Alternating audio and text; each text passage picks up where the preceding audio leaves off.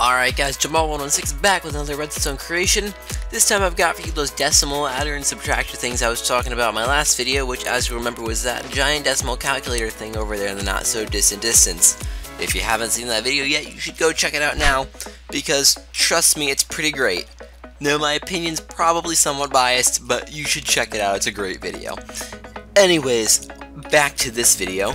If you remember, I said back then that I wanted to do a video about the adders, subtractor things I used in that, because I thought it was pretty cool.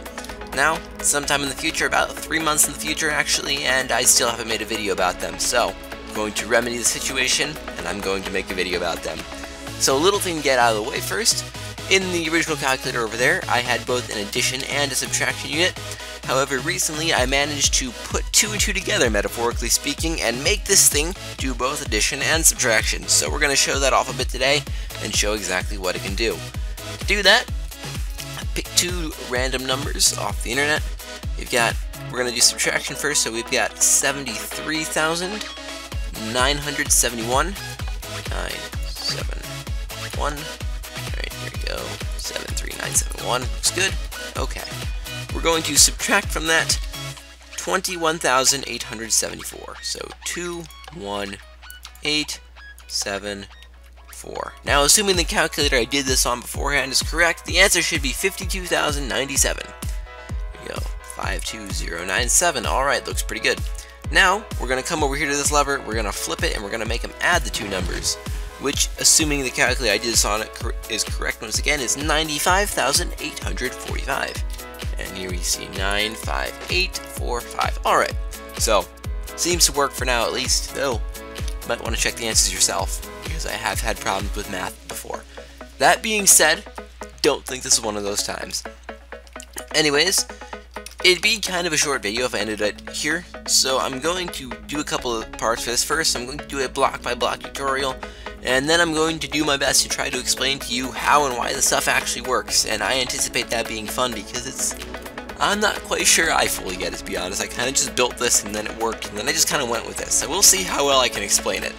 But that being said, I'm going to go set up the tutorial right now, and I will see you guys after the transition. It's after the transition, and you know what that means. It's time for the next part of the video. So in this next part of the video, I'm going to be doing a block by block tutorial of this thing you see right here. It's pretty small, you can probably just build it based on what you see right here already, but I'm going to do a tutorial of it anyways because I'm feeling productive today. Anyways, in front of these 2 comparators you have your inputs. You're going to want to put 2 blocks around each one like this with redstone dust on top of each so that comparator can reach 2 of them. Obviously you're going to do that. Same thing on the other side. Now, on this side, you're going to pick one of your inputs. You're going to, on the bottom, have a comparator going out in front of it on subtraction mode. The other one is going to go into a block like this and into another comparator going into the side input.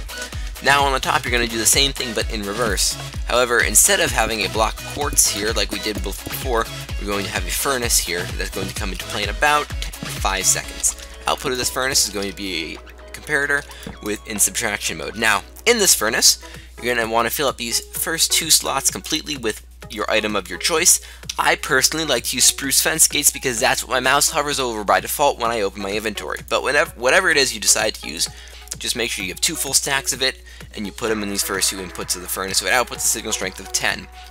From there, you're going to want to take this top comparator, put a block up like that, and have the dust go down to the side input of this comparator and put a torch on the side here. And then this torch is what you're going to use for your borrowing if you're doing subtraction, or your carrying if you're doing addition, but either way, that's the part that connects to the next unit. You're also going to want to put a piston here with a block on it so that it will pull up in front of the comparator with that piece of dust next to it, and then you're just going to want to connect the bottom to the dust with that comparator. This dust is your output, and assuming you built it right, it should work. So, now comes the fun part. You know how to build it, so now I get to explain to you why it all works. Alright, so I'm trying to do this part of the video in one cut, and if you're hearing this right now, that means it only took me 8 takes to get it right. So you can be happy that I got there eventually, but you know, I just ask that you save your applause till the end of the video.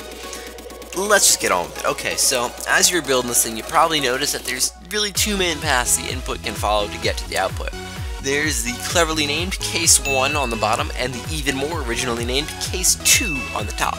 Now, case 1 is really pretty simple. It literally just is A minus B with a single comparator. So say you want to do 7 minus 3, okay, their comparator output's 4, the calculator's right, everyone's happy, and the world is at peace.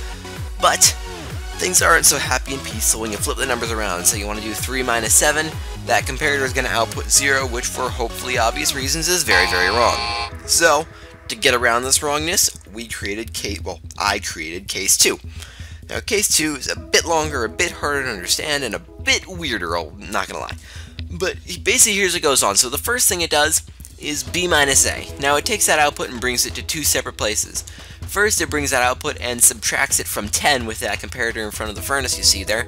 It also brings it to that piston, which serves to block the output of that furnace comparator if B minus A is 0. Now, if you want to know why, think of it this way.